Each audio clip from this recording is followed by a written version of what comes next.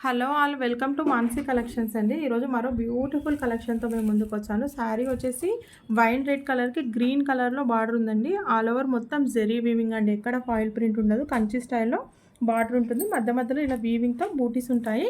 Colour వచ్చేసి wine red colour అండి. వీడియోలో మెజంతా పింక్ కనిపిస్తుంది. వైన్ రెడ్ కలర్ ఉంటుంది. కాస్ట్ వచ్చేసి ఓన్లీ 699 ఫ్రీ షిప్పింగ్ అండి. పళ్ళుకి ఇలా టాజిల్స్ వచ్చాయి. ఆల్ ఓవర్ మొత్తం ఇలా జెరీ బూటీస్ ఉంటాయి.